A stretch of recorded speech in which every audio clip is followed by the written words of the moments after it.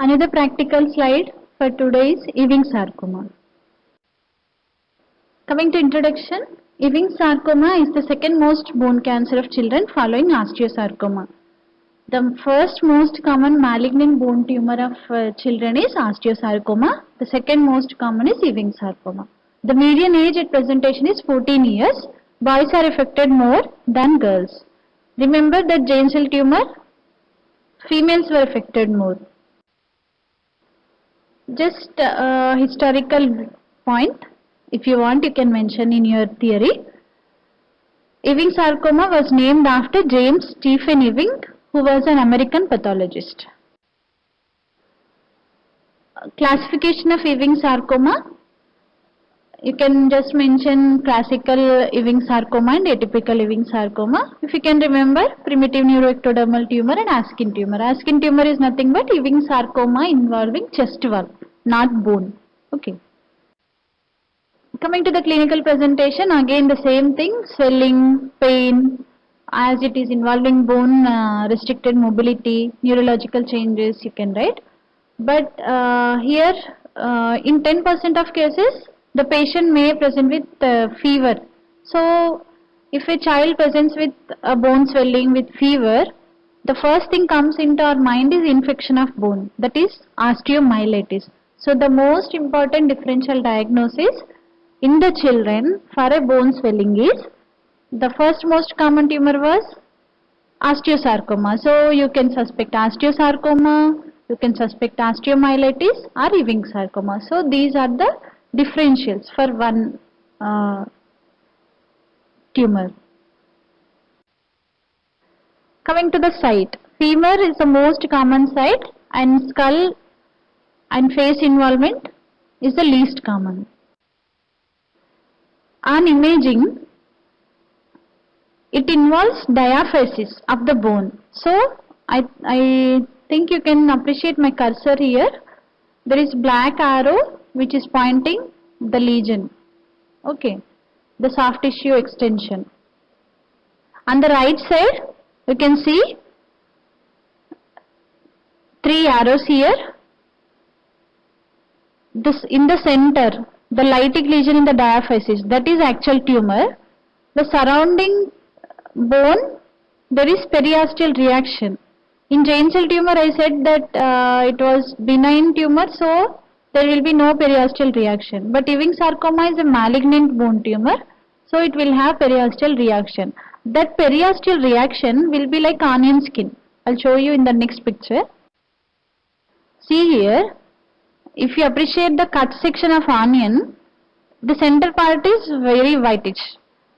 Alternating, the next layer is slightly pink, the next layer is slightly pink, the other layer is somewhat darker, the next layer is whitish. The colors are alternating, right? So now you concentrate on imaging.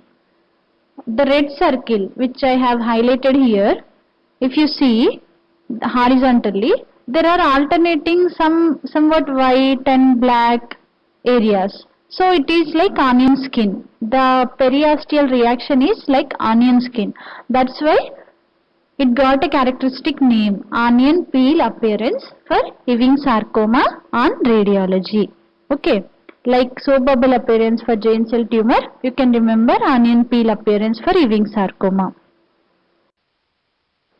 Coming to gross, I think you can appreciate yellow arrows here, that is pointing to the tumor tissue. Okay, that is grey white in color, somewhat moist or glistening, if you can appreciate. So sometimes it will be like liquidy, so you will mistake it as pus. On gross also, if you see something like pus, you will definitely think of osteomyelitis. So osteomyelitis is the differential for Ewing sarcoma. Coming to microscopy, you can appreciate the central line which is passing like this obliquely. Okay, that is fibrous strand. On either side of this fibrous strand, you are seeing small round blue cells. Okay, small round blue cells. If you see small round blue cells, The tumor looks very blue actually. It's a clue for you to remember, recognize Ewing sarcoma. Okay. On higher magnification, can you appreciate these small round blue cells? These round blue, actually these are nuclei. The cytoplasm is in between, like very indistinct. You can't even appreciate it. Very scanty cytoplasm is there. The lightish blue color thing is cytoplasm. The exact round oval things are nuclei. If you keenly observe, in that nuclei, there is dot-like thing, deep blue dot-like thing. That is nucleoli. Okay, the cells are very uniform, round to oval with scant cytoplasm, nuclear round to oval with some dispersed chromatin and nucleoli. Okay, this is microscopy of Ewing sarcoma. Ewing sarcoma means you have to remember it as small round blue cells. Okay, these are the keywords for that. Again, those who want distinction, they can remember that CD99 is the IHC marker, immunohistochemistry marker. Okay. The special stain, PA stain, will highlight glycogen in the cytoplasm. Okay. Those who want details about immunohistochemistry or special stains like PAs and all, I leave my mail ID at the end of the lecture. You can mail me if you have any doubts. Okay. Coming to the differential diagnosis, you remember just two stars here, osteomyelitis and osteosarcoma. Okay. Again, this is differential diagnosis table. If you want, you can remember, but I prefer you remember osteomyelitis and osteosarcoma as differentials. That is more than enough. Coming to genetics. In 90% cases of Ewing sarcoma,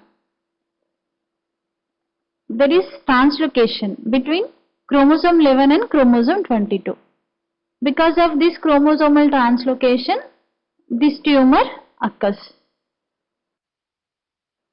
Don't be scared of this slide. I just want you to remember that chemotherapy is the treatment of choice for Ewing sarcoma. Unlike giant cell tumor, where we have seen that curettage and excision was the treatment of choice, but for Ewing sarcoma, as it is malignant tumor, we give chemotherapy. So that completes our Ewing sarcoma slide also. Now how to write it as like theory answer for your short notes. Try to put these headings. In introduction, you can write that Ewing sarcoma is the second most common malignant bone tumor of children. History, I said that it is named after James Stephen Ewing, who was an American pathologist. Under classification, if you can remember, write Ewing sarcoma, atypical Ewing sarcoma, primitive neuroectodermal tumor and Askin tumor. If you can write two, it's enough. Ewing sarcoma and atypical Ewing sarcoma.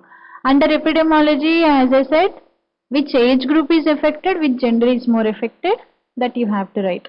Here I said boys are more affected and the age group is, median age group is 14 years. Coming to clinical presentation, you can write swelling, pain. For Ewing sarcoma, you have to additionally mention pain also in 10% of cases. Otherwise, you can write the general clinical features like restricted mobility, neurological disturbances, etc. On imaging, you should not forget onion skin appearance. Okay. On gross, you have seen that some moist, glistening grey-white areas which almost resemble like pus. So on gross, we will be confused it with osteomyelitis. Under light microscopy, I said keywords small, round, blue cells, separated by some fibrous septa. Okay, that you can write. Under immunohistochemistry, this is an extra H. Don't worry if you don't understand it. CD99 marker is positive for Ewing sarcoma. Differential diagnosis, I think you can recollect now. Osteomyelitis and osteosarcoma are the most important differential diagnosis for Ewing sarcoma. Under genetics, you can write translocation between chromosome 11 and 22.